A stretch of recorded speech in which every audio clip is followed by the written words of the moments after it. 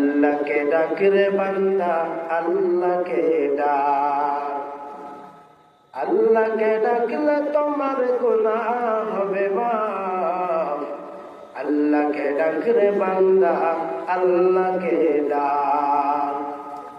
আল্লাহকে ডাকলে তোমার কলব হবে মাফ।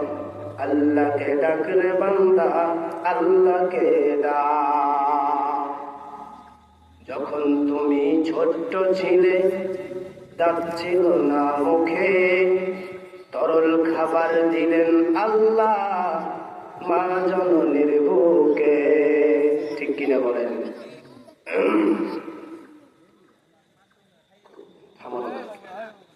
যখন তুমি ছোট্ট ছিলে, দাঁত ছিল না মুখে, তরল খাবার দিলেন আল্লাহ মা জননীর বুকে। সেই আল্লাহ রে ভুলো না রে, সে আল্লাহ রে ভুলো না রে, জীবন থাকার যা। আল্লাহকে ডাক রে বান্দা, আল্লাহকে ডাক। আল্লাহকে ডাক রে বান্দা, আল্লাহকে ডাক। আল্লাহকে ডাকলে তোমার গুনাহ হবে মাফ। আল্লাহকে ডাকলে তোমার কলব হবে সাফ। আল্লাহকে ডাক রে বান্দা, আল্লাহকে ডাক। আল্লাহকে ডাক রে বান্দা, আল্লাহকে ডাক। যখন তোমার কেউ ছিল না, তখন ছিলেন তিনি। এখন তোমার সব হয়েছে, পর হয়েছেন তিনি রে বান্দা, পর হয়েছেন তিনি। যখন তোমার কেউ ছিল না, তখন ছিলেন তিনি। এখন তোমার সব হয়েছে, পর হয়েছেন তিনি রে বান্দা, পর হয়েছেন তিনি। একদিন তোমার কেউ রবে না,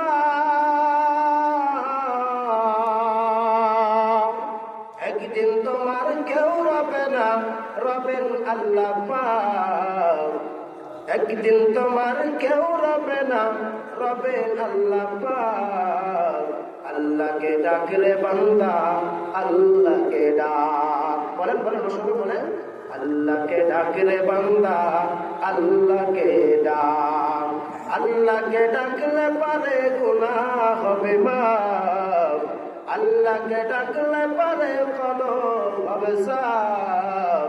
আল্লাহকে ডাক রে বান্দা, আল্লাহকে ডাক। আল্লাহকে ডাক রে বান্দা, আল্লাহকে ডাক। লিল্লাহি তাকবীর। শুকরিয়া আল্লাহ রাব্বুল আলামিনের জন্য, যে আল্লাহ পাক রব্বুল আলামিন আমাদেরকে হাজার হাজার মানুষের ভিতর থেকে, লক্ষ লক্ষ মানুষের ভিতর থেকে সুন্দর পরিবেশে, সুন্দর জায়গায় আসার বসার, কথা শ্রবণ করার, কথা বলার তৌফিক দিয়েছেন। সেই আল্লাহ সুবহানাহু ওয়া তাআলার কাছে হাজারো শুকরিয়া আমরা আদায় করছি। সকলে বলছি আলহামদুলিল্লাহ। দুরূদ ও সালাম বর্ষিত বিশ্ব হাবিব মুহাম্মদুর রাসূলুল্লাহ সাল্লাল্লাহু আলাইহি ওয়াসাল্লামের প্রতি আমরা সবাই বলছি আল্লাহুম্মা সাল্লি আলাইহি, আল্লাহুম্মা বারিক আলাইহি। সম্মানিত ভাইরা, বালা শহীদের মানুষ কি এটুকু আর নাই? আছে না নাই বলেন? আচ্ছা, স্যাম্পল আপনাদের কয়েকটা কথা বলব। বালা শহীদ গ্রাম কিন্তু ছোট না, বিশাল বড় কথা, ঠিক না? বালা শহীদ গ্রাম কিন্তু ছোট না, বিশাল বড়। অনেক মানুষ কিন্তু এখনো বালা শহীদ আছে, যেই মানুষগুলো এখন পর্যন্ত মাহফিলে এসে উপস্থিত হতে পারল না। আগামীকালকে যে বক্তব্য পেশ করবেন আপনাদের সামনে, তারা বুঝি কোরআন হাদিস থেকে আলোচনা করবে। আর আজকে যে মেহমানগুলো আপনাদের সামনে কথা বলবে, তারা বুঝি তাদের বাপ-দাদার ধর্মের কথা বলবে, বুঝে নাকি? না সবাই একই কথা বলবে? একটু কথা বলেন, একই কথা বলবে না? সবাই তো একই কথা। তারপরও তারা এই পর্যন্ত আসতে পারলো না কেন? দেখেন, এই জায়গাটি খারাপ না ভালো, একটু কথা বলেন, ভালো না খারাপ? ভালো। ভালো জায়গায় কি ভালো মানুষ যায় না শয়তান যায়? বলে ভালো জায়গায় কিন্তু সবজন আসতে পারে না। রাসূল সাল্লাল্লাহু আলাইহি ওয়াসাল্লাম বলছেন, কোন জায়গায় যদি কোরআন হাদিসের আলোচনা করা হয়, হাদিসের আলোচনা করা হয়, কোরআনের তাফসীর করা হয়, কোরআনকে নিয়ে গবেষণামূলক কথাবার্তা বলা হয়, ওই স্থানে যদি কেউ গুনাহ মাফের আশায়, নেকির আশায়, জাহান্নাম থেকে মুক্তি পাওয়ার আশায়, কবর আযাব থেকে মুক্তি পাওয়ার আশায়, নবীজি বলছেন ওই যে ব্যক্তি বসবে গুনাহ মাফের আশায়, আল্লাহ পাক বসার পূর্বে তার জীবনের সমস্ত গুনাহ মাফ করে দিবেন। এই সুযোগ কয়জন পায়?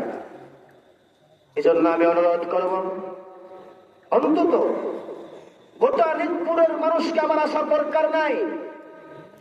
আপনারা প্রোগ্রাম দিয়েছেন, মাহফিল দিয়েছেন, আপনারা আলোচনা করার ব্যবস্থা করেছেন, আপনারাই যদি এখানে না আসেন তাহলে কি এটা মুনাফিকি না? এটা আল্লাহর সাথে বেয়াদবি না? আমি আসতে লেগে দেখলাম অনেক মানুষ দোকান পাশে বসে আছে, টিভি দেখে, গান শুনে, বিড়ি টানে, সিগারেট টানে, পান দেয়, জর্দা খায়, গীবত করে, পরনিন্দা করে। অনেক মানুষ রাস্তাতে বসে থেকে গল্প গুজব করতেছে। এরা কি, এদের কপাল ভালো মনে হচ্ছে আপনাদের? আজকের আমার আলোচনার বিষয় হবে কোরআনুল কারীমের গুরুত্ব। যেহেতু মাদ্রাসা প্রতিষ্ঠান, এখানে মাদ্রাসাতে কোরআনুল কারীম তেলাওয়াত করা হয়, কোরআনুল কারীম শিক্ষাদান করা হয়, এই জন্য আমি মনে মনে আসছিলাম যে কি বিষয়ে আলোচনা করা যায়। একটা সিলেক্ট করলাম, সেটা হচ্ছে কোরআনের গুরুত্ব। বলেন কোরআনুল কারীম কার কিতাব? একটু জোরে বলতে হবে। আলহামদুলিল্লাহ, যে মানুষটি আছে যে মানুষটি যথেষ্ট আমার জন্য, আর দরকার নাই, কিন্তু কথা বলতে হবে, ঝিম ধরে থাকলে কিন্তু হবে না। বলেন এই কোরআন কার কিতাব? আল্লাহর কিতাব। এই বাচ্চাটার সাথে কোরআনের ব্যবস্থা করো তো, এটা কোরআন নিয়ে আসো, এটা কয়েল নিয়ে আসো। কোরআনুল কারীম হচ্ছে আল্লাহ রাব্বুল আলামিনের কিতাব। আল্লাহ রাব্বুল আলামিন সেই কিতাব নাজিল করার পর কি মারা গেছেন না এখনো আছেন? বলেন একটু কথা বলেন, আছে না মারা গেছেন? আছেন। আল্লাহর কি মৃত্যু হবে?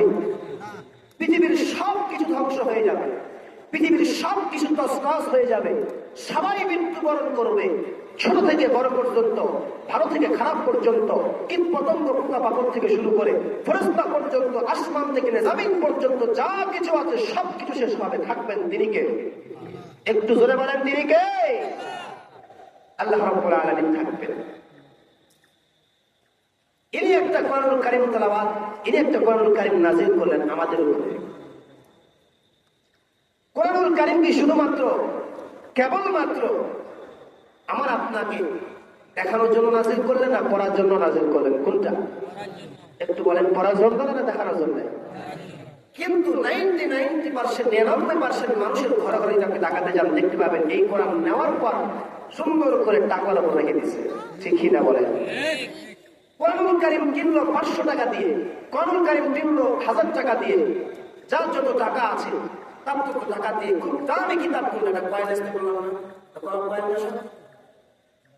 কোরআনুল কারীম কিনলো খুব কষ্ট করে, কষ্ট কিনা করার পর এই কোরআনটাকে যত্ন করে রুমাল দিয়ে বেঁধে টাকার উপর রেখে দেয়। আসলে কি এইভাবে রাখাটা উচিত না? না কোরআনুল কারীম তেলাওয়াত করতে হবে প্রতিদিন? কি করতে হবে? তেলাওয়াত করতে হবে। আল্লাহর কিতাব যদি তেলাওয়াত করে, এই কিতাব কিয়ামতে আপনাকে জান্নাত পর্যন্ত নিয়ে যাবে ইনশাআল্লাহ। এই কোরআন যখন নাযিল করেন, কেউ কষ্টবিহীন যদি বলে আমি শিখবো না, কেউ যদি বলে আমি শিখবো না, শিখবো না, কেউ যদি বলে আমি কষ্ট করবো না, কষ্ট করবো না, কষ্ট না করলে কিন্তু এই কোরআনুল কারীম কেউ তেলাওয়াত করতে পারবে না। আমরা যখন কোরআনুল কারীম তেলাওয়াত শিখি, আমরা কি একবারই কোরআনুল কারীম শিখে ফেলেছেন? আস্তে আস্তে ধীর গতিতে আগিয়েছিলাম। মুসলমান ভাইরা আমার একটু গভীর মনোযোগ দিবেন, খুব মনোযোগ সহকারে শুনবেন। এই কোরআনুল কারীমের গুরুত্ব সহকারে কিন্তু আমি আলোচনা করব। একটু গভীর মনোযোগটা দেন। দেখেন, আমি যখন প্রথমে বালা শহীদ মাদ্রাসায় ভর্তি হই, হুজুর আমাকে সোজা কোরআনুল কারীম কিন্তু ধরিয়ে দেয় নাই। সর্বপ্রথম আমাকে ধরিয়েছিল কায়দা। জোরে বলেন কি? কায়দা ধরিয়েছিল। এই কোরআনুল কারীম যখন আমাকে ধরায়, কায়দার পর আমি সিফারা ধরলাম, সিফারা ধরার পর আমি কোরআনুল কারীম ধরলাম। কোরআনুল কারীম ধরার পর শুধু হেফজ করেছে তা কিন্তু না। হুজুর বলল, মামুন সাহেব তুমি কোরআনুল কারীমটা অন্তত দেখে দেখে 2-3 বার ঢাকাও, তারপরে তোমার জন্য সহজ হয়ে দাঁড়াবে কোরআনুল কারীম মুখস্থ করার জন্য। আমার মায়েরা, আমার বন্ধুগণ একটু গভীর মনোযোগ দেন। তারপরে কোরআনুল কারীম আমি মুখস্থ করতে শুরু করলাম। এই কোরআনুল কারীম মুখস্থ শেষ করা পর্যন্ত সময় লাগলো আমাকে 3 বছর থেকে 4 বছর। 4 বছর পর্যন্ত সময় লাগলো। আমার মতো কত মানুষ কোরআনুল কারীম শেখার জন্য 4 বছর পর্যন্ত সময় নিল, 4 বছর 5 বছর পর্যন্ত সময়কে ব্যয় করলো। আর এখন যদি আপনার মতো লোকটা কোরআনুল কারীম তেলাওয়াত করতে বসে, যদি বলে কোরআনুল কারীম আমি তেলাওয়াত করতে পারবো না, আপনি যদি বলেন না, এই কথা কিন্তু মানা যাবে না। তাহলে কি করতে হবে? আপনাকে কোরআনুল কারীম শেখার জন্য সময় বের করতে হবে, সময়কে গুরুত্ব দিতে হবে। আপনাকে কিন্তু কোরআনুল কারীম শেখার জন্য 4 বছর 5 বছর ব্যয় করতে হবে। একটা মানুষ যখন কোরআনুল কারীম শেখার জন্য চেষ্টা করে, আল্লাহ পাক রব্বুল আলামিন তার জন্য আরো সহজ করে দেন। জোরে বলেন সুবহানাল্লাহ। এই কোরআনুল কারীম শেখার জন্য কষ্ট স্বীকার করতে হবে। শুধু কি কষ্ট আমরা করেছি কিন্তু না। এবার আমরা মূল কথায় চলে আসি। যেই কথা আপনাকে বুঝাতে যাচ্ছি, আমি এত বড় একটা কথা বললাম, এই কোরআনুল কারীম আমি আপনি কষ্ট করছি তা কিন্তু নয়। এই কোরআনুল কারীম বলেন, কথা বলেন, কার উপর নাজিল হয়েছে? বুঝেন না কথা? নবীর উপরে। কার উপরে? নবীর উপরে নাজিল হয়েছে। এই কোরআনুল কারীম যখন নাজিল হয়, নবীজির কি কষ্ট হয়েছিল, কি দুঃখ হয়েছিল। আল্লাহর নবী মুহাম্মদুর রাসূলুল্লাহ সাল্লাল্লাহু আলাইহি ওয়াসাল্লামের উপরে প্রথমে 5টা আয়াত নাজিল হলো। কথা বলেন কয়টা আয়াত? 5টা আয়াত নাজিল হয়ে গেল। 5টা আয়াত নাজিল হয়ে যাওয়ার পর নবীজি চিৎকার করতেছেন, থরথর করে কাঁপতেছেন। নবীজির 5টা আয়াত নাজিল হলো। কোন আয়াত? ইকরা বিসমি রাব্বিকাল্লাযী خلق الإنسان من علق اقرأ وربك الأكرم الذي علم بالقلم علم الإنسان ما لم يعلم। আমার ভাইরা, এই 5টা আয়াত নবীজির উপরে প্রথমে নাজিল হলেন। প্রথমে নাজিল হয়ে যাওয়ার পর নবীজি ভয় পেয়ে গেলেন, কষ্ট পেলেন। বিশাল বড় ঘটনা। ঘটনা বলে আমি সবাইকে নষ্ট করতে চাই না, একটু গভীর মনোযোগ দেন। কি আপনাদেরকে আমি বুঝাতে চাচ্ছি, একটু গভীর মনোযোগ দেন। নবীজি মুহাম্মদের উপর যখন এই 5টা আয়াত নাজিল হলো, নবীজি থরথর করে কাঁপতে শুরু করলেন। অনেক দুঃখ হচ্ছে, কষ্ট হচ্ছে। দৌড়িয়ে গিয়ে আম্মা জান খাদিজা রাদিয়াল্লাহু তাআলা আনহাকে বলতেছেন, খাদিজা তুমি আমাকে চাদর দিয়ে ঘিরিয়ে দাও, চাদর দিয়ে পরিয়ে দাও, আমাকে ঠান্ডা হচ্ছে, আমি শরীর কাঁপতেছে। আমার বিশাল বড় ঘটনা। আমার ভাইরা, আম্মা জান খাদিজা রাদিয়াল্লাহু আনহা বলেন, নবী আপনি কেন কাঁপাকাঁপি করেন? নবীজি বলতেছেন, ফেরেশতা এসেছেন, আমাকে কোরআনুল কারীম শিখতে বলতেছেন।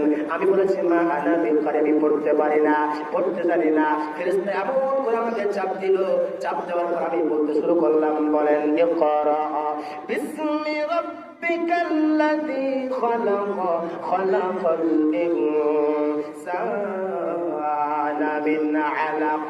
আমি নবী কোরআনুল কারীম তেলাওয়াত করতে শুরু করলাম। এখন আপনাদেরকে বলতে চাই, বলেন তাহলে নবী যখন প্রথমে কোরআনুল কারীম তেলাওয়াত শিখে, তখন তার কষ্ট হয়েছিল কি হলো? বলেন বলেন, কষ্ট হয়েছে কি হয় নাই?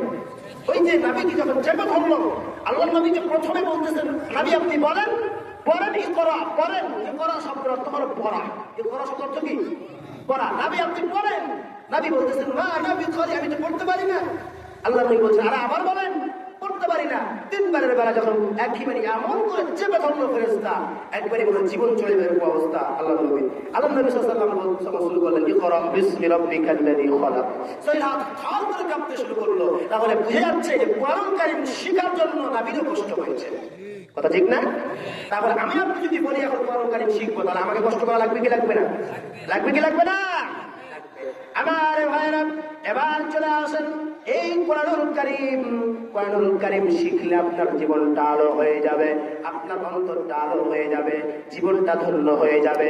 আল্লাহ রাব্বুল আলামিন কোরআনুল কারীমের ভিতরে চমৎকার বয়ান দিয়ে দিলেন, কুল হাল ইস্তাবিল্লাযীনা ইয়ালামুনা ওয়াল্লাযীনা লা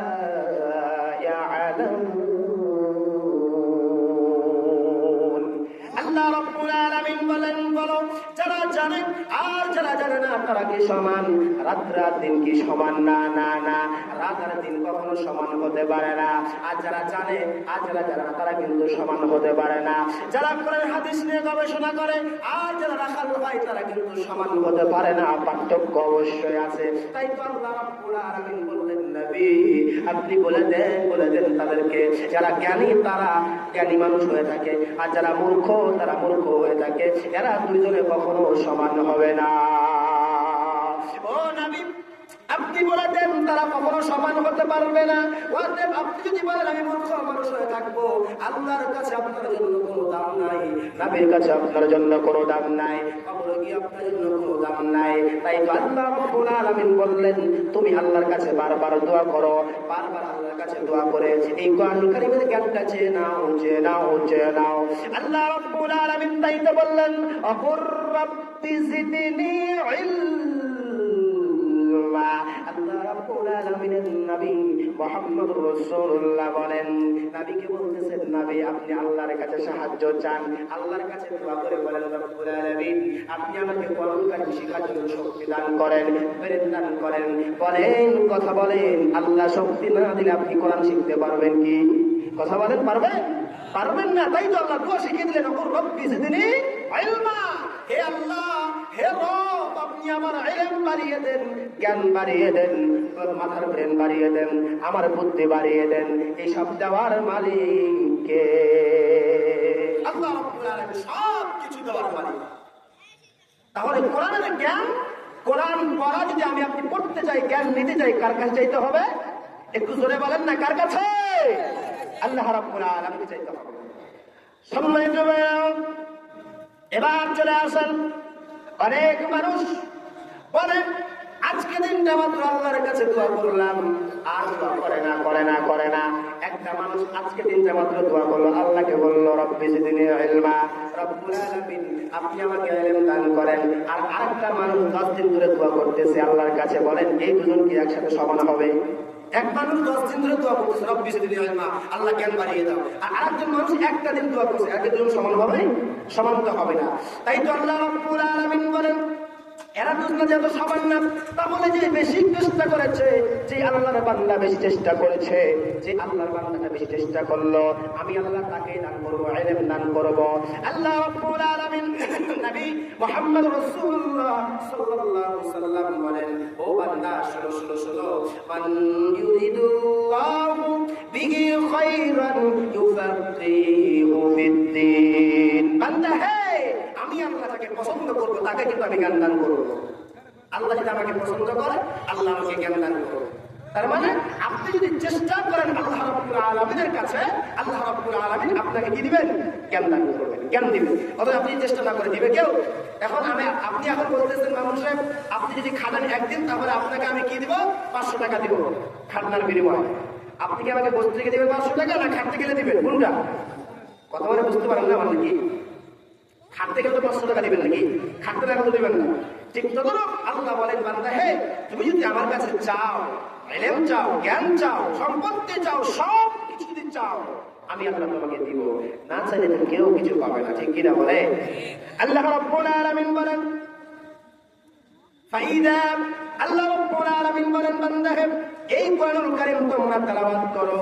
কোরআনুল কারীম তোমরা যদি তেলাওয়াত করতে পারো, তাহলে কি হবে? দেখো কোরআনুল কারীমকে নিয়ে যদি গবেষণা করো, তাহলে কি হবে?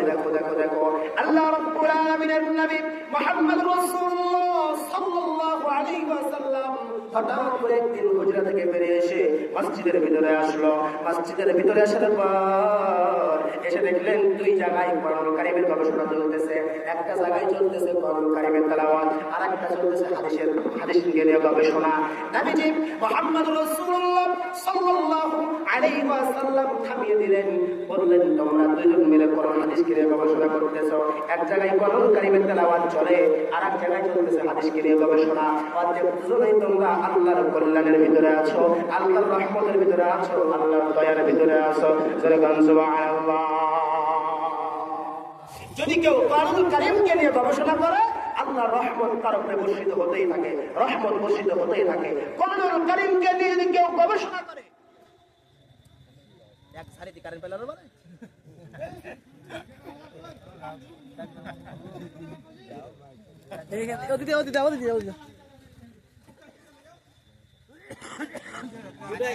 দুটাই লাগাই দিবেন এটা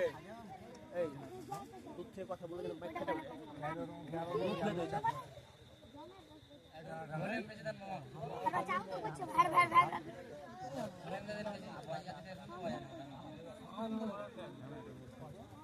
উঠে চলে গেলে তো হবে না। কে এটা সব পুরো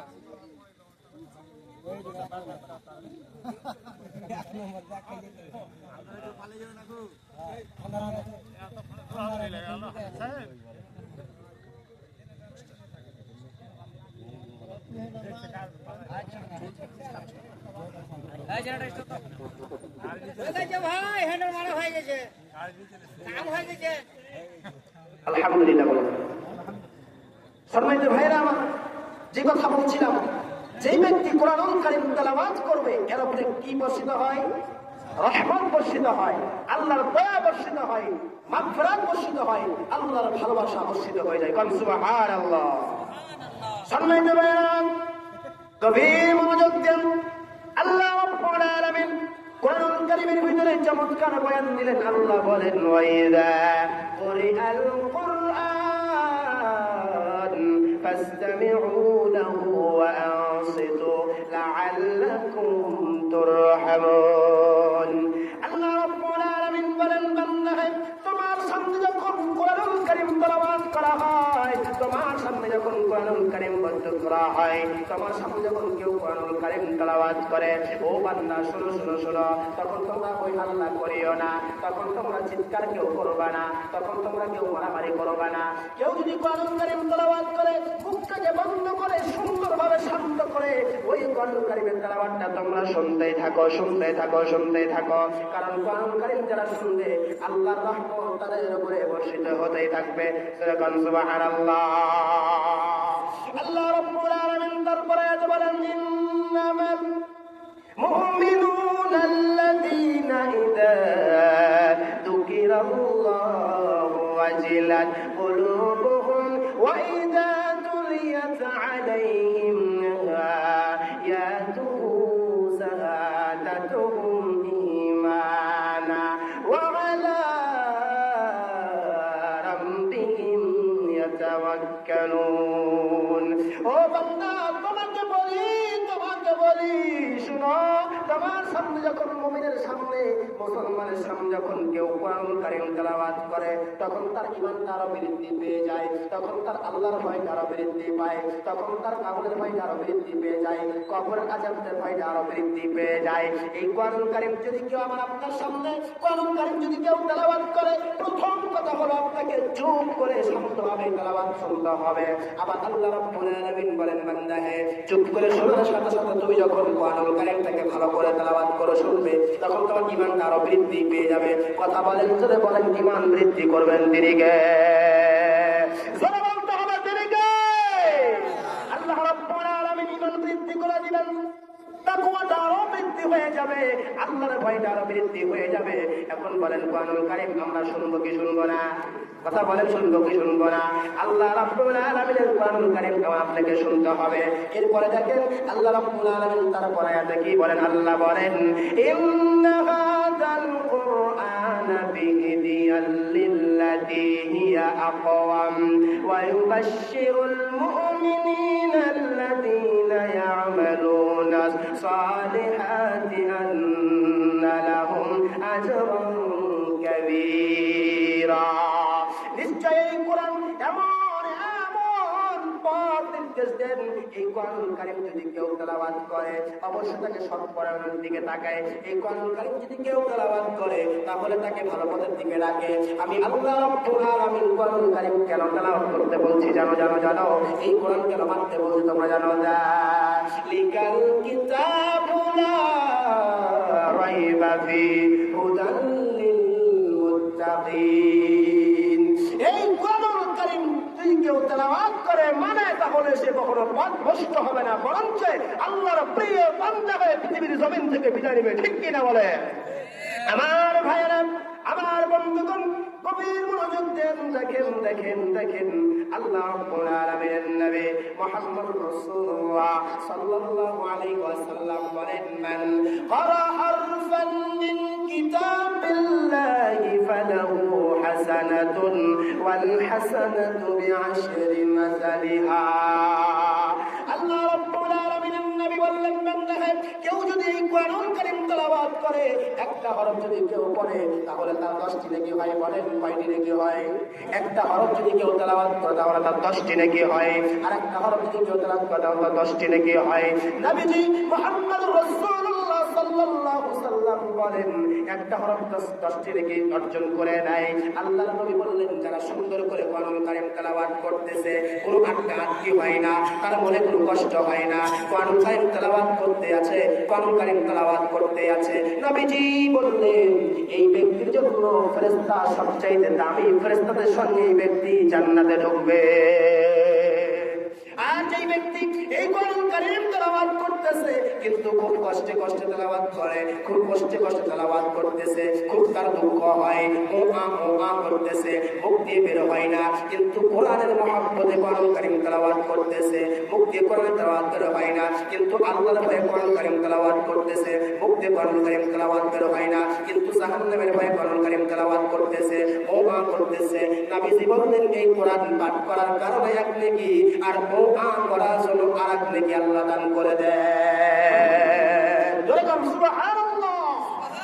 আবার আল্লাহ রাব্বুল আলামিনের নবী বলেন, খায়রুকুম মান তাআল্লামাল কুরআনা ওয়া আল্লামা।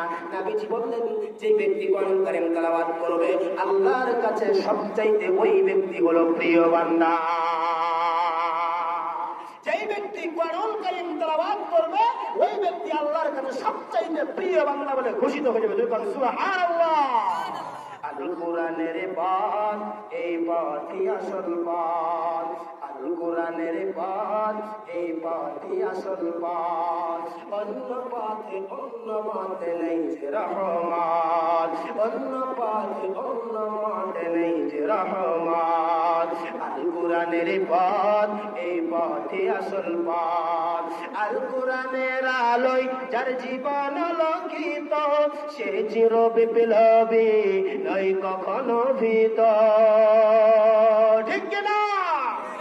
আল কোরআনের আলোয় যার জীবন আলোকিত, সে চির বিপ্লবী নয় কখনো ভীত।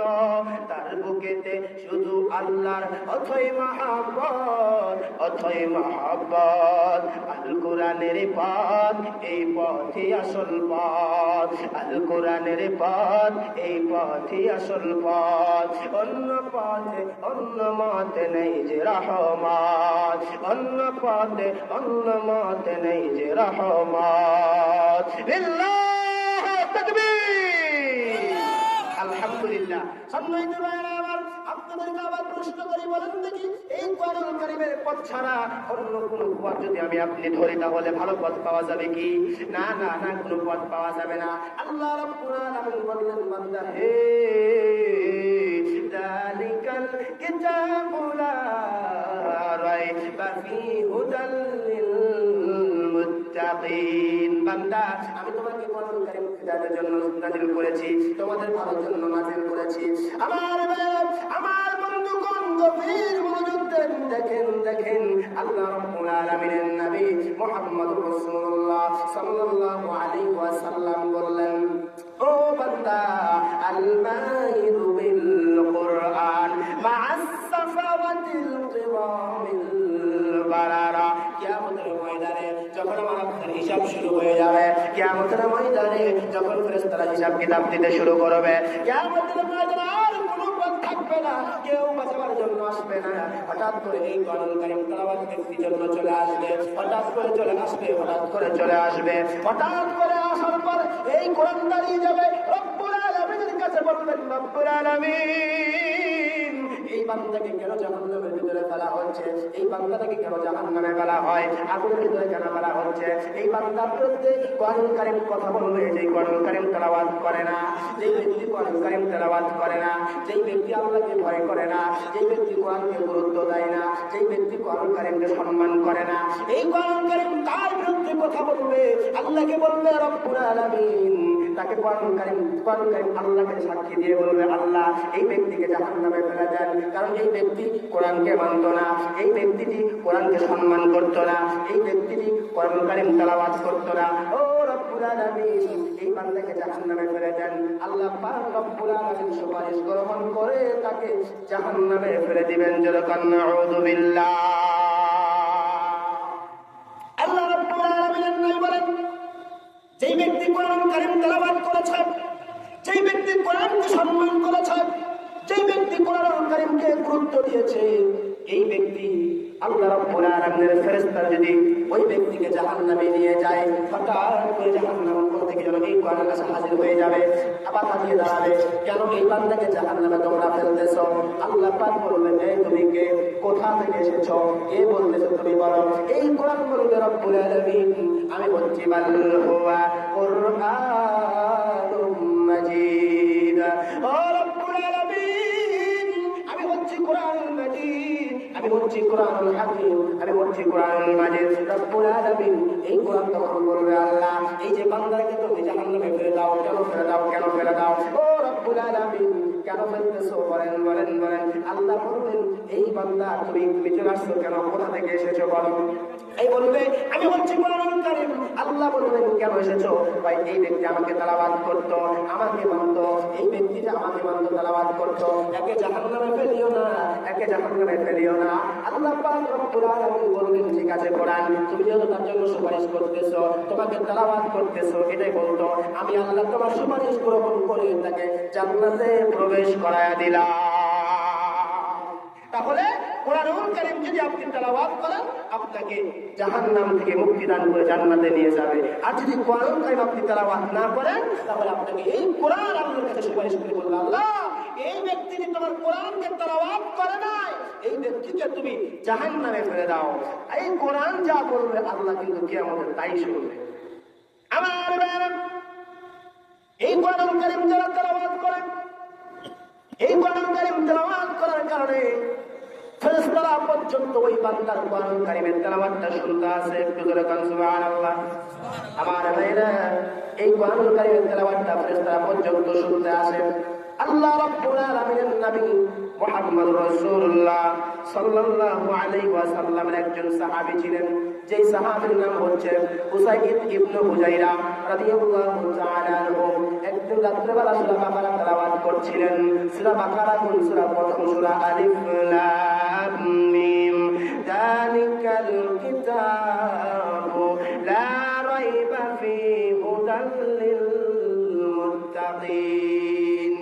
এইভাবে সুন্দর কণ্ঠে কোরআনুল কারীমের তেলাওয়াত করছিলেন। তেলাওয়াত করতে করতে দেখলেন আমার পাশে একটা ঘোড়া বাঁধা আছে, ওই ঘোড়ার পাশে আমার একটা সন্তান ইয়াহইয়া নামের সন্তান শুয়ে আছে। হঠাৎ করে দেখলেন ঘোড়াটি লাফালাফি করতে শুরু করলো।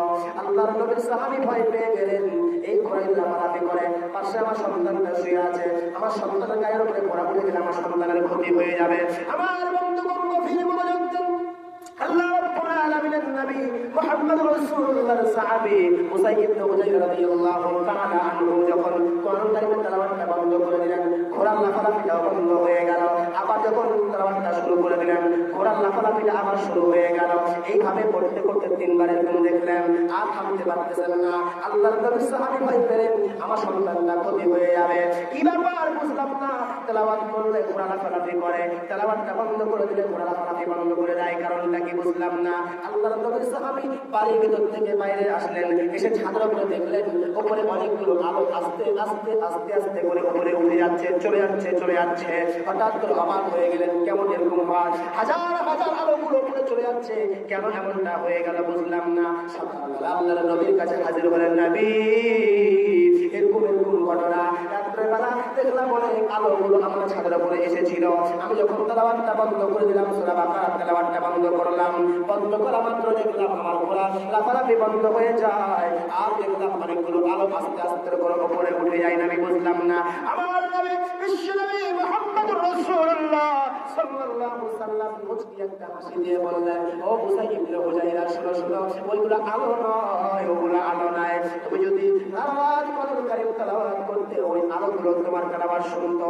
ও হুজাইরা, ও সাহাবী বুসাইর ইবনে হুজাইরা, শোনো, তুমি যদি সকাল পর্যন্ত কোরআন কারীমের তেলাওয়াতটা শুনতে, তারপর তেলাওয়াত করতে, ওই আলোগুলো তেলাওয়াত করতো, তোমার তেলাওয়াতটা শুনতো। আল্লাহর নবী বিশ্বনবী মুহাম্মদুর রাসূলুল্লাহ সাল্লাল্লাহু আলাইহি ওয়াসাল্লাম বললেন, ওগুলা আলো নয়, আলো নয়, ওগুলা হলো রহমতের ফেরেশতা। সাহাবী, ওগুলা আলো নয়, ওগুলা হচ্ছে রহমতের ফেরেশতা। তুমি যে সূরা বাকারা তেলাওয়াত করছিলে, এই তেলাওয়াত তোমার জন্য, তোমার তেলাওয়াত শুনতে এসেছিল। বল সুবহানাল্লাহ। তাহলে আমি আপনি যদি কোরআন কারীম তেলাওয়াত করি, তাহলে আমার আপনার তেলাওয়াত রহমতের ফেরেশতারা পর্যন্ত শুনতে আসে। কন্যা সুবহানাল্লাহ। আমার এবার চলে আসেন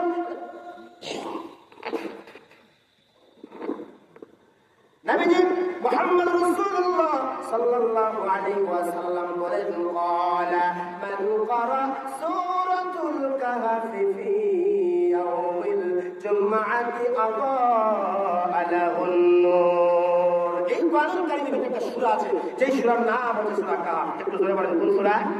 সূরা কাহফ। কোন সূরা? সূরা কাহফ। আল্লাহ নবী বলছেন, এই সূরা কাহফ যদি কেউ শুক্রবারের দিন তেলাওয়াত করে, কি বারের দিন? শুক্রবারের দিন তেলাওয়াত করে, আলহামদুলিল্লাহিল্লাযী আনজালা আলা আবদিহিল কিতাবা ওয়া লাম ইয়াজআল লাহু ইওয়াজা কাইমান লিউযিরা বা'সান শাদীদান মিন লাদুনহু ওয়া ইউবাশশিরাল মুমিনিনা আল্লাযীনা ইয়া'মালুনা আস-সালিহাতি আন্না লাহুম আজরান হাসানা। নবীজি বলতেছেন, কেউ যদি শুক্রবারের দিন সূরা কাহফটা তেলাওয়াত করে নেয়, এক শুক্রবার হতে আরেক শুক্রবার পর্যন্ত গোটা সপ্তাহের ভিতরে যে ব্যক্তি যে কোনো কাজ করুক না কেন, ওই ব্যক্তির কাজের ভিতরে আল্লাহর নূর ঝলকিতেই থাকে, ঝলকিতে থাকে। সুবহানাল্লাহ।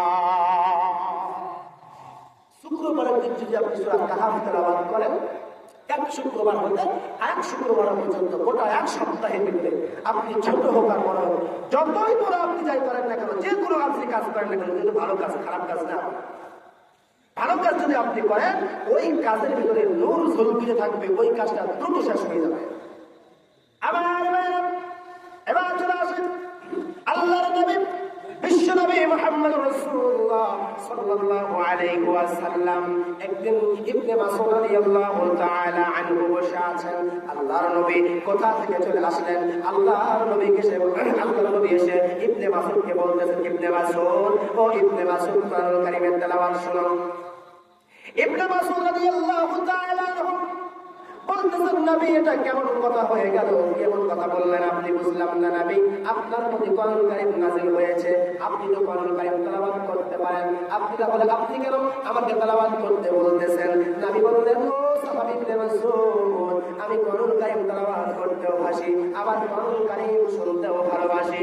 এবার আল্লাহর নবী সাহাবী ইবনে মাসউদ রাদিয়াল্লাহু তাআলা আনহু কোরআন কারীমের তেলাওয়াতটা শুরু করলেন। আমার সঙ্গে বলেন, ইয়া আইয়ুহান الناس اتقوا ربكم الذي خلقكم من نفس واحدة وخلق منها زوجها وبث منهما رجالا كثيرا ونساء।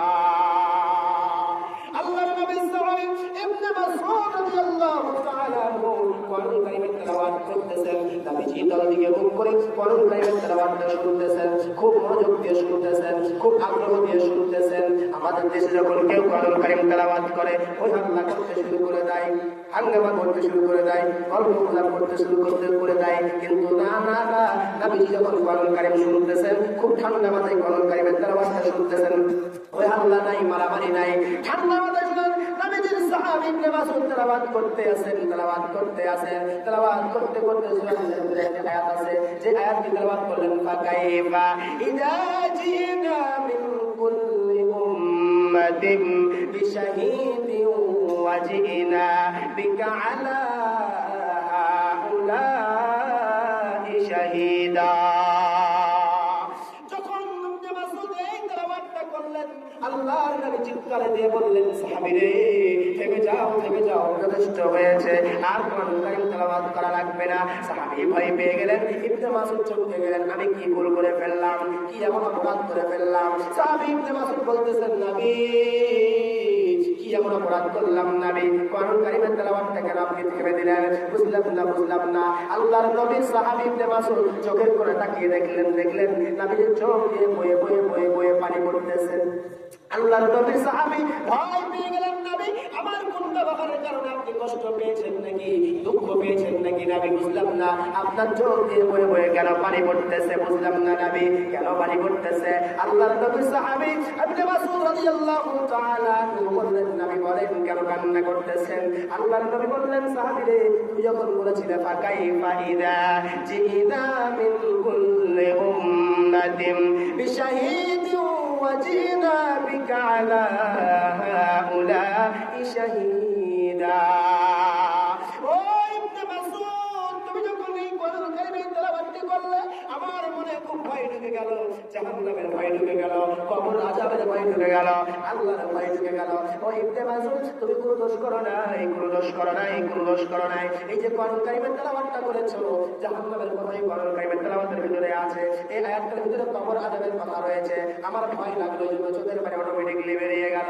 ও ইবনে মাসউদ, কিয়ামতের ময়দানে মানুষ যখন দাঁড়িয়ে যাবে, কেউ কাউকে সাহায্য করবে না, সন্তান বাপকে সাহায্য করবে না, বাপ সন্তানকে সাহায্য করবে না, মা সন্তানকে সাহায্য করবে না, সন্তান মাকে সাহায্য করবে না, কেউ কাউকে সহযোগিতা করবে না, সাহায্য করবে না, সবাই বন্ধ অবস্থায় থাকবে, কেউ কারোর দিকে তাকাবে না।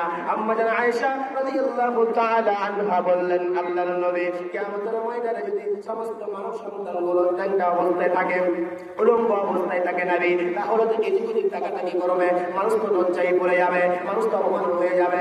নবীজি বলতেছেন, আয়েশা কিয়ামতের ময়দানটা তো ভয়ঙ্কর হয়ে দাঁড়াবে, কিয়ামতের ময়দানটা তো কষ্টকর হবে, মানুষ তাকাবার সুযোগ পাবে না, ইয়া নাফসি করবে, সবাই চোখের পানি ফেলবে, সবাই বলবে আমাকে বাঁচাও, কেউ কাউকে বাঁচাতে আসবে না। ইব্রাহিম নবীর কাছে দৌড়িয়ে যাবে, ইব্রাহিম নবী আমাকে বাঁচিয়ে দেন। আল্লাহর নবীর কাছে শেষ পর্যায়ে যাবে, আল্লাহর নবীর কাছে যাবেন, গিয়ে দেখবেন নবী সিজদারত অবস্থায় আছেন। আল্লাহর নবী ইয়া উম্মতি বলে চিৎকার করে কান্না করে, আল্লাহর নবী মাথা উঠায় না, খুব চিৎকার করে কান্না করতেছে। ওপর থেকে একটা আওয়াজ চলে আসতেছে, ও নবী আপনি আজকে কেন কান্না করতেছেন বলেন? নবীজি বলবেন, আল্লাহ আমার উম্মতেরা জাহান্নামে যাবে আর আমি বসে থাকবো, এটা আমি নবী কখনো মেনে নিতে পারি না। ও রব্বুল আলামিন, আমার উম্মতেরা জাহান্নামের ভিতরে যাবে আর আমি নবী বসে থাকবো, এটা আমার নবী কখনো মেনে নেবে না। আল্লাহ রব্বুল আলামিন বলবেন, নবী আপনার কি উত্তর আপনি বলেন? আল্লাহ রব্বুল আলামিন যখন বলবেন, নবী বলবেন, ও আল্লাহ আমার উম্মতেরাকে আপনি জাহান্নাম থেকে মুক্তি দান করেন। আল্লাহ রব্বুল আলামিন বলবেন, ফেরেশতারা রে আমার উম্মতেরা আল্লাহর নবীকে উম্মতদেরকে তোমরা সাহায্য করো। ও ফেরেশতারা আমার নবী কান্না করবে, আমি আল্লাহ সহ্য করবো, এটা কখনো হতে পারে না। ও ফেরেশতারা আমার নবী এই যুগে সিজদারত অবস্থা থাকবে আর আমি সহ্য করবো, এটা কখনো হতে পারে না। আল্লাহ রাব্বুল আলামিন বলবেন, ফেরেশতারা যাও জাহান্নামের আগুন থেকে তার উম্মতদেরকে বাঁচিয়ে জান্নাত দিয়ে দাও। সুবহানাল্লাহ। আল্লাহ রাব্বুল আলামিনের নবী মুহাম্মদ রাসূলুল্লাহ সাল্লাল্লাহু আলাইহি ওয়াসাল্লাম একদিন সাহাবায়ে কেরামকে নিয়ে বসে থেকে আলোচনা করতেছেন। আলোচনা করতে করতে হঠাৎ করে উপর থেকে একটা আওয়াজ চলে আসলো, বিকট একটা আওয়াজ আসলো। আল্লাহর নবী চমকে গেলেন, সাহাবায়ে কেরাম চমকে গেলেন। আল্লাহর নবী মুহাম্মদ রাসূলুল্লাহ সাল্লাল্লাহু আলাইহি ওয়াসাল্লাম প্রশ্ন করলেন, সাহাবীরা বলো উপর থেকে একটা আওয়াজ আসলো, তোমরা কি শুনতে পেয়েছো? আল্লাহর নবী সাহাবীরা বললেন, জি আল্লাহর নবী শুনতে পেয়েছি। আল্লাহর নবী বলছেন, সাহাবীরা বলেন কিসের আওয়াজ? সাহাবীরা বলতেছেন, আল্লাহু আ'লাম। ও নবী আল্লাহ এবং তার রাসূল ভালো বললেন এটা কিসের আওয়াজ হতে পারে, কোথা থেকে এটা আওয়াজ আসলো? আল্লাহর নবী বলছেন সাহাবীরে আজ থেকে 70 বছর পূর্বে জাহান্নামের ভিতরে একটা পাথর নিক্ষেপ করেছে, 70 বছর পার হয়ে যাওয়ার পর জাহান্নামের ওই পাথরটি তলা খুঁজে পেয়েছে। ও বান্দা, ওই জাহান্নামের তল যদি আমি আপনি পড়ে যাই, কে আমাকে আপনাকে বাঁচাবে? একটা ঢেউ যদি আমি আপনি ছুরি 70 বছর পার হয়ে যাওয়ার পর ওই ঢেউটা কোথায় দাঁড়াবে, কোথায় যাবে? হিসাব করেছেন? অথচ আল্লাহর নবী বললেন ওই যে 70 বছর পূর্বে আল্লাহ রাব্বুল আলামিন জাহান্নামের ভিতরে একটা পাথর নিক্ষেপ করেছেন। কয় বছর পূর্বে? ধরে বলেন না, কয় বছর? 70 বছর পূর্বে। 70 বছর পার হয়ে যাওয়ার পর ওই জাহান্নামের তলা খুঁজে পেয়েছে ওই পাথরটি। এখন চিন্তা করে ওই জাহান্নামের তল দেশে আমি আপনি চলে যাই, আল্লাহ না করো, কি অবস্থা হবে? সারাদিন হাত কবরের ভিতরে তুমি ভয় পাও, একটা অন্ধকার ঘরের ভিতরে যদি তুমি ভয় পাও, সারাদিন হাত কবরে তুমি ভয় পাও, আর 70 বছর পার হয়ে যাওয়ার পর এই পাথরটি তলা খুঁজে পেয়েছে, সব তল দেশে আমি আপনি করে পড়ে যাই, কি অবস্থা হবে? হিসাব করেছেন আপনি? আমার বেলা গভীর মনোযোগ দিয়ে দেন। এই কোরআন কারীম বলেন যদি ওই জাহান্নামের আগুন থেকে যদি বাঁচতে চাও, কবর আযাব থেকে যদি বাঁচতে চাও, তাহলে এই কোরআন কারীম তেলাওয়াত করো। এই কোরআন তোমাকে জান্নাতে নিয়ে যাবে, এই কোরআন তোমাকে জাহান্নাম থেকে মুক্তি দান করবে। আমার ভাইরা, আমার বন্ধুগণ, আপনাদের বলতে চাই, বলেন এই কোরআন কারীমের দাম কম না বেশি? একটু কথা বলতে হবে। আমি এতক্ষণ ধরে কথা বলি, আপনাদের মজা পাওয়া যাবে। বলেন এই কোরআনের দাম কম না বেশি? এই কোরআন কারীম কার কিতাব? আল্লাহ রাব্বুল আলামিন এই কিতাব কেন নাযিল করলেন এটা আমাকে আপনাকে বুঝতে হবে। আমাদের ঘরে তো আজকে কোনো কোরআনের তেলাওয়াত নাই, আছে শুধু গানের আওয়াজ, ঠিক কিনা বলেন? আছে শুধু ছবির আওয়াজ, টিভির আওয়াজ, গান বাজনার আওয়াজ, ঢোল ঢাকনার আওয়াজ। কোরআনুল কারীমের তেলাওয়াত বললেই একেবারে বন্ধ হয়ে গেছে, নাই তো? আমাদের বাড়িতে আজকে রহমত নাই, বরকত নাই। বাড়িতে মারামারি, কাটাকাটি, বাপ সন্তানকে মারে, সন্তান বাপকে মারে, মা সন্তানকে মারে, সন্তান মাকে মারে। কেন মারামারি করে? বউ শাশুড়ি মিলে মারামারি করে। রহমত না থাকার কারণে এই অবস্থা হয়ে যায়। ওই বাড়িতে যদি কোরআন কারীমের তেলাওয়াত থাকতো, ওই বাড়িতে যদি আল্লাহর ভয় থাকতো, রহমত যদি থাকতো, আল্লাহর কসম করে বলি কোরআনের বরকতের কারণে মানুষের ভিতরে আল্লাহর পরিপূর্ণ ভয় ঢুকিত, ঠিক কিনা বলে? আল্লাহর কোরআন কারীমের কারণে, কোরআনের ওসিলা করার কারণে আল্লাহর ভয় প্রত্যেকটি মানুষের ভিতরে ঢুকিত। মানুষ মারামারি আর করতো না।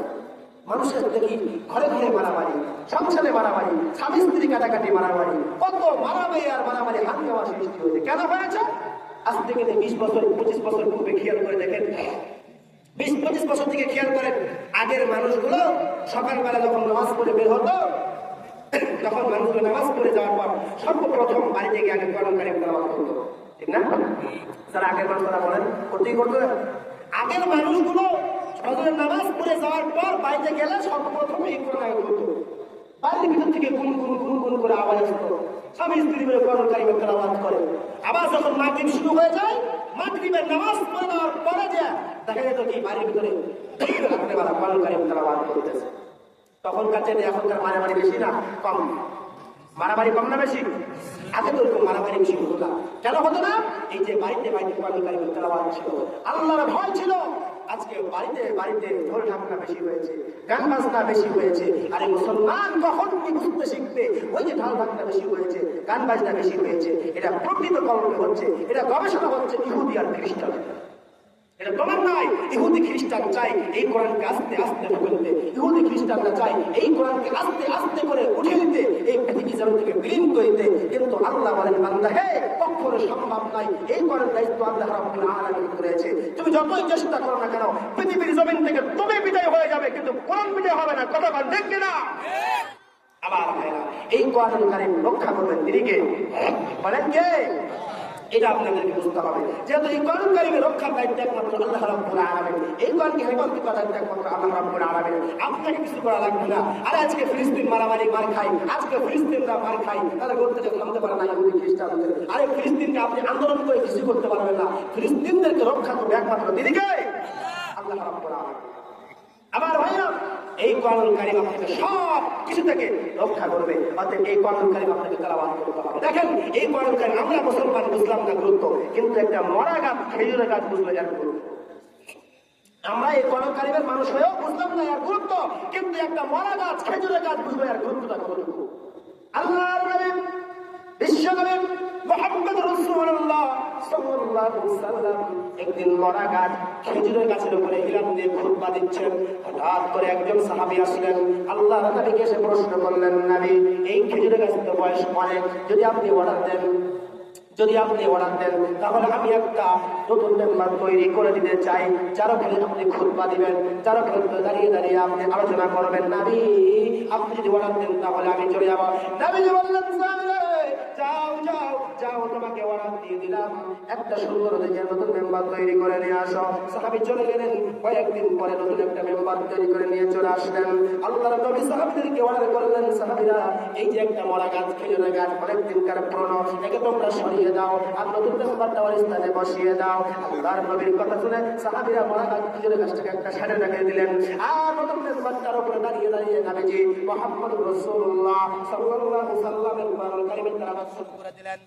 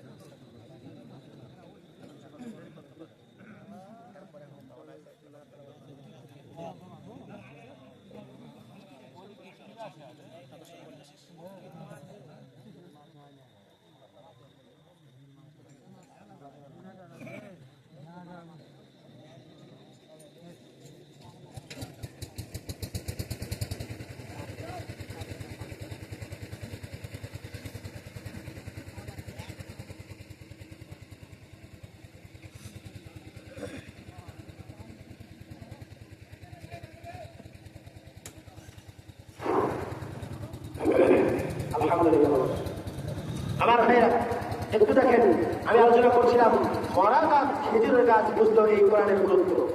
কে বুঝলো না? মরা গাছ খেজুরের গাছ বুঝলো এই কোরআনের গুরুত্ব, কিন্তু আমরা মুসলমান বুঝলাম না এই কোরআনের গুরুত্ব। দেখেন খেয়াল করেন ঘটনা।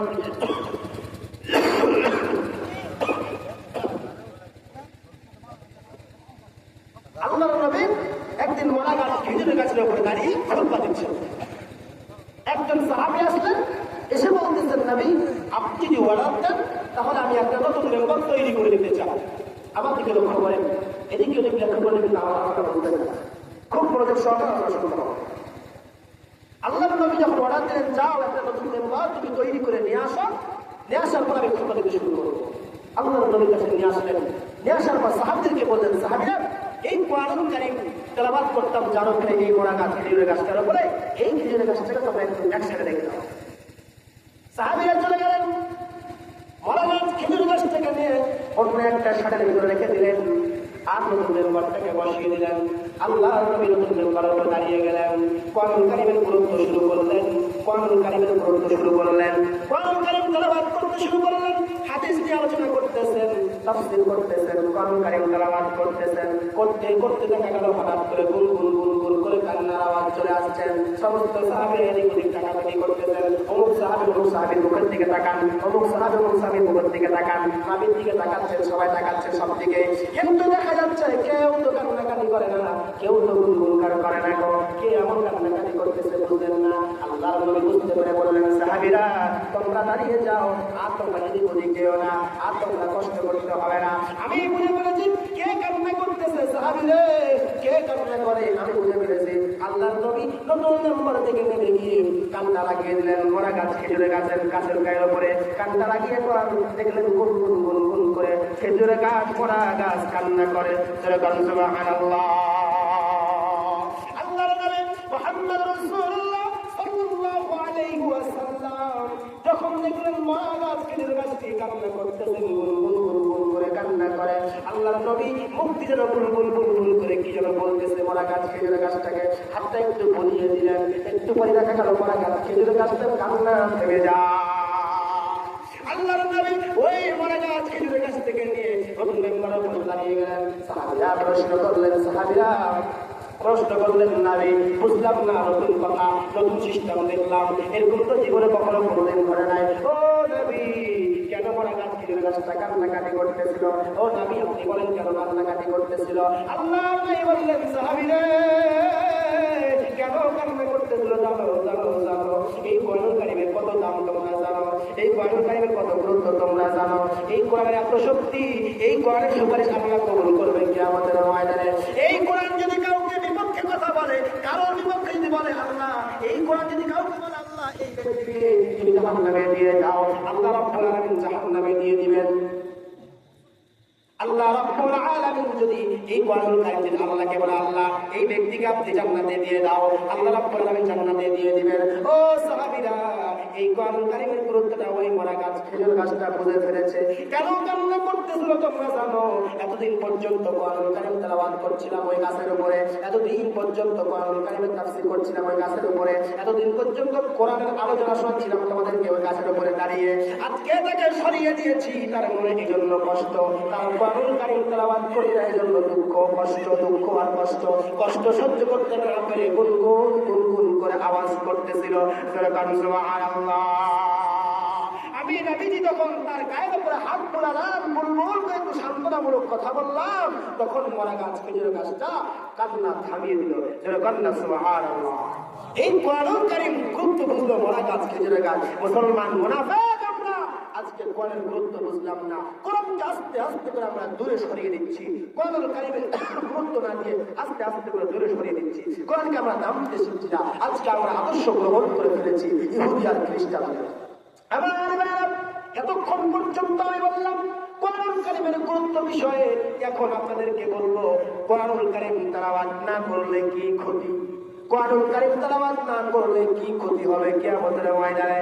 এবার চলে আসেন, আল্লাহ রাব্বুল আলামিন বলেন, ওয়ামান আ'রাদা আন যিকরি ফাইন্না লাহু মাঈশাতান দানকা ওয়া নাহশুরুহু ইয়াওমাল কিয়ামাতি আ'মা।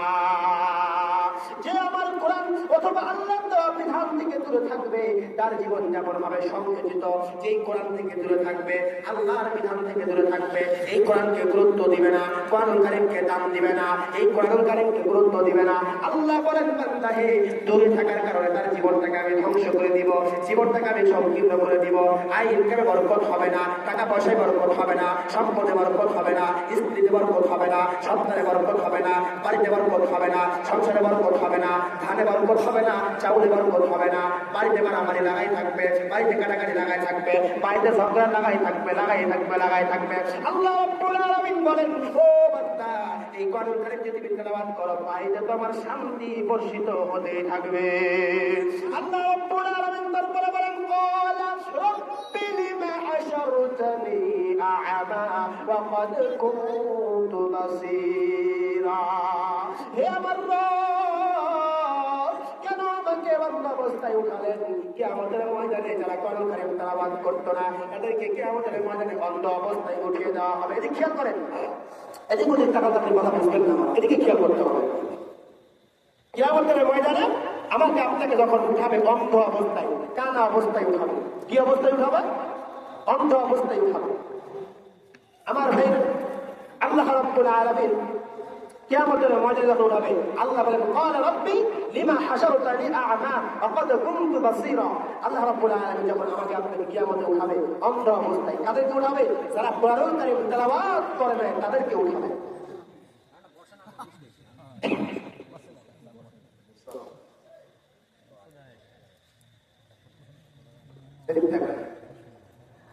তাহলে ক্বালা রাব্বি লিমা হাশারতানি আ'মা ওয়া ক্বাদ কুনতু বাসীরা, কিয়ামতের ময়দানে আল্লাহ রাব্বুল আলামিন আমাকে আপনাকে অন্ধ অবস্থায় উঠাবে যারা কোরআনুল কারীম তেলাওয়াত করত না।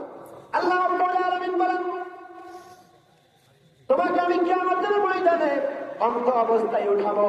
যখন অন্ধ অবস্থায় উঠাবে, বান্দা আল্লাহকে প্রশ্ন করবে, ও রব্বুল আলামিন, পৃথিবীর জমিনে যখন আমি ছিলাম আমার চক্ষু ছিল, আমার ব্রেন ছিল, বুদ্ধি সব ছিল, আজকে আমি পৃথিবীর জমিন থেকে বিদায় নিয়ে চলে আসছি, আমার চক্ষুগুলো কেন বন্ধ করে দেওয়া হলো বুঝলাম না। কেন আমার চক্ষু নাকগুলোকে বন্ধ করে দেওয়া হলো। এবার আল্লাহ রাব্বুল আলামিন তার উত্তর দিচ্ছেন, দেখেন আল্লাহ বলেন, ক্বালা কাযালিকা আতাতকা আয়াতুনা ফানসিতাহা ওয়া কাযালিকা আল-ইয়াওমা তুনসা।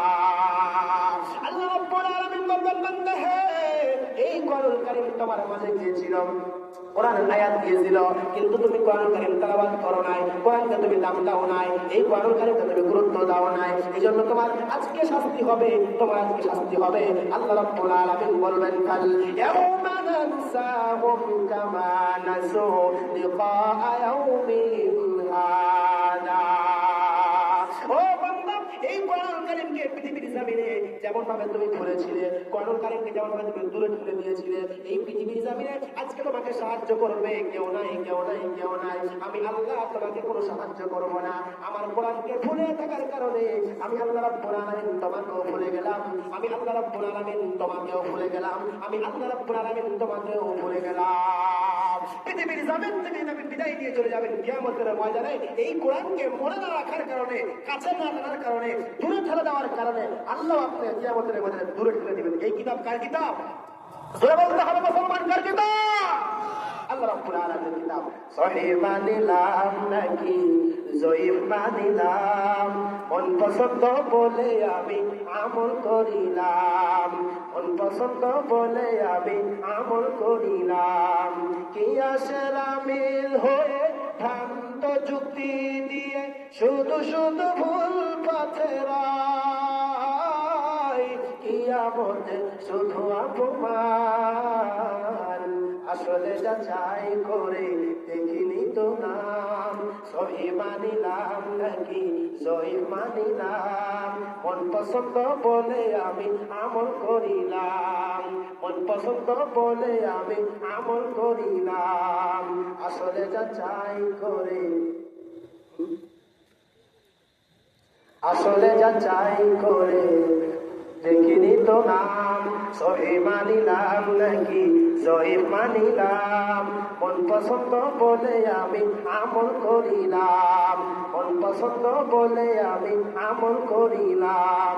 কি আসের আমিল হয়ে ভ্রান্ত যুক্তি দিয়ে শুধু শুধু ভুল পথে রায়, কি আসের আমিল হয়ে ভ্রান্ত যুক্তি দিয়ে শুধু শুধু ভুল পথে রায়, কিয়ামতে শুধু অপমান। আসলে যাচাই করে দেখিনি তো নাম, সহি মানিলাম নাকি জয়ীফ মানিলাম, মন পছন্দ বলে আমি আমল করিলাম, মন পছন্দ বলে আমি আমল করিলাম। লিল্লাহি তাকবীর। আল্লাহ রাব্বুল আলামিন তারপরে চমৎকার বয়ান দিয়ে দিলেন। আল্লাহ বলেন, ওয়া মান ইউশু আন যিকরির রহমানি নুকাইয়িদ লাহু শাইতানান ফাহুয়া লাহু কারীন। আর যে পরম্পরা নাময় জিকির থেকে মুখ ফিরিয়ে নিবে, জিকির মানে কোরআন, এই কোরআন থেকে মুখ ফিরিয়ে নিবে, আল্লাহর শরৎ থেকে মুখ ফিরিয়ে নিবে, আল্লাহকে মনে রাখবে না, এই ব্যক্তি প্রকৃতপক্ষে ভালো বান্দা নয়, এই ব্যক্তি হচ্ছে শয়তানের বন্ধু। যে এই কোরআন থেকে মুখ ফিরিয়ে নিবে, কোরআনকে গুরুত্ব দিবে না, এরা কার বন্ধু? ধরে বলতে হবে, কার বন্ধু? শয়তানের বন্ধু। এরা ভালো মানুষ নয়। আমার কথা না, আল্লাহর কথা। আল্লাহ বলেন, ওয়ামাই ইয়াশু আন যিকরির রহমান নুকাইয়িদ লাহু শাইতানান ফাহুয়া লাহু কারীন। যে ব্যক্তি জিকির থেকে মুখ ফিরিয়ে নিবে, কোরআন থেকে মুখ ফিরিয়ে নিবে, কোরআন তেলাওয়াত করবে না, আল্লাহ জিকির করবে না, নামাজ পড়বে না, আল্লাহর বিধান মানবে না, আল্লাহ বলেন এই ব্যক্তিটি ভালো মানুষ নয়, বরং এই ব্যক্তিটি শয়তানের বন্ধু। আজকে যারা কোরআন তেলাওয়াত করে না, কোরআনকে গুরুত্ব দেয় না, নামাজ পড়ে না, আল্লাহর বিধান অনুযায়ী চলে না, যেই ব্যক্তিটি রাষ্ট্র চায় না, কোরআন অনুযায়ী চলতে চায় না, আসলে প্রকৃতপক্ষে এরাই সবচাইতে শয়তানের বন্ধু। ঠিক কিনা বলেন? আল্লাহ বলেন, আল্লাহর বিধান আমরা মানতে রাজি আছি না? বলেন, সরে বলেন, আছি না নাই? এবার দেখেন আল্লাহ রাব্বুল আলামিন তারপরে কি বলেন, ওয়া ইন্নাহুম লিয়াসুদ্দুনাহুম আনিস সাবিলি ওয়া ইয়াহসাবুনা আন্নাহুম মুহতাদুন। শয়তান মানুষকে সৎ পথ থেকে দূরে ঠেলে দিবে, শয়তান মানুষকে সৎ পথ থেকে দূরে ঠেলে দিবে। শয়তান চাইবে বান্দা হে তুমি কোরআনুল কারীম তেলাওয়াত করিও না, শয়তান চাইবে বান্দা হে তুমি নামাজ পড়তে যেও না, শয়তান চাইবে বান্দা হে তুমি জিকির আজকার করিও না, শয়তান চাইবে বান্দা হে তুমি আল্লাহকে ভয় করিও না, আল্লাহ বলতে কিছুই নাই, এরকম শয়তান চাইবে, শয়তান চাইবে। আল্লাহ রাব্বুল আলামিন তারপরে বলেন হাত্তা ইযা জাআনা ক্বালা ইয়া লাইতা বাইনি ওয়া ইয়াবতাকা বুদাল মাশরিকাইনি ওয়া বিসাল করিম। এই ব্যক্তি শয়তানের পাল্লায় পড়ে পৃথিবীর জমিন থেকে সৎপথ থেকে অসৎপথ চলে গেছে, এই বান্দাকে কিয়ামতের ময়দানে আল্লাহর কাছে উপস্থিত হবে। আল্লাহর কাছে উপস্থিত হওয়ার পর ওই বান্দা শয়তানকে লক্ষ্য করে বলবে, শয়তান তোর জন্য আজকে আল্লাহর কাছে আমাকে অপমান হতে হচ্ছে, ও শয়তান তোর জন্য আজকে আমাকে আল্লাহর কাছে অপমান হতে হচ্ছে, জাহান্নামে যেতে হচ্ছে, আমাকে জাহান্নামে যেতে হচ্ছে। আল্লাহ বললেন বান্দা হে, বান্দা হে, বান্দা হে তুমি আজকে যাই কিছু করো না কেন আর কোনো তোমার সুযোগ নাই। শয়তানকে গালি দিলেও কোনো সুযোগ নাই, শয়তানকে গালি না দিলেও সুযোগ নাই, তোমার স্থান হলো জাহান্নাম। জোরে বলেন নাউযু বিল্লাহ। আমার ভাইরা অনেক আয়াত আর হাদিস বললাম আপনার সামনে আজকে। এতক্ষণ ধরে আমরা কি বুঝলাম বলেন দেখি? এতক্ষণ ধরে আমরা যেটা বুঝলাম বলেন, এই কোরআনকে আমরা গুরুত্ব দিব কি দিব না? সবাইকে বলতে হবে। গুরুত্ব দিব কি দিব না বলেন? সবাইকে গুরুত্ব দিতে হবে। তার মানে আমি এতক্ষণ পর্যন্ত কতগুলো আয়াত আর হাদিস পড়ছি আমি নিজেও জানি না। আমার সামনে লোড করা আছে, আপনার সামনে আয়াত আর হাদিস পড়ে অর্থ করতেছি আমি। আল্লাহ রাব্বুল আলামিন প্রথম আমরা শুরু থেকে শেষ পর্যন্ত যেটা ফিনিশিং দিচ্ছি আমরা, আমি দেখেন কোরআনুল কারীম তেলাওয়াত করলে আপনাকে জাহান্নামের থেকে মুক্তি করে জান্নাতে নিয়ে যাবে, এটা নিশ্চিত। আর কোরআনুল কারীম তেলাওয়াত না করলে আপনাকে অন্ধ অবস্থায় কিয়ামতের দিন উঠাবে। আপনি আবার সাহস করে আল্লাহকে বলবেন, আল্লাহ আমার চোখ তো ছিল, আমার তো চক্ষু ছিল, পৃথিবীর সব কিছু আমি দেখতে পেতাম, তো আজকে আমি দেখতে পাচ্ছি না কেন? আল্লাহ বলবেন, বান্দা আজকে তুমি দেখতে পাবে একটা কারণ, সেটা হলো তুমি কোরআনকে গুরুত্ব দিতে না, কোরআনুল কারীম তেলাওয়াত করতে না এই জন্য। কথা কি বুঝতে পেরেছি? এবার আল্লাহ রাব্বুল আলামিন এই বান্দা বলবে, আল্লাহ কেন আমার বন্ধ করবে? কোরআনুল কারীম তেলাওয়াত মানতে হবে। আল্লাহ রাব্বুল আলামিন বলবেন, বান্দা এই কোরআনকে গুরুত্ব না দেওয়ার কারণে তোমার চোখগুলোকে আজকে বন্ধ করে দিয়েছি। চোখগুলোকে যখন বন্ধ করে দেওয়া হলো, আল্লাহ রাব্বুল আলামিনকে বলবো, আল্লাহ আজকে মাফ করে দাও, পৃথিবীতে আমাকে আবার পাঠিয়ে দাও, তোমার ইবাদত করবো। আল্লাহ বলবেন, এখন বলতেছো বিপদে পড়ে আমি আল্লাহ তোমাকে বহু সময় দিয়েছি, 50 বছর সময় দিয়েছি,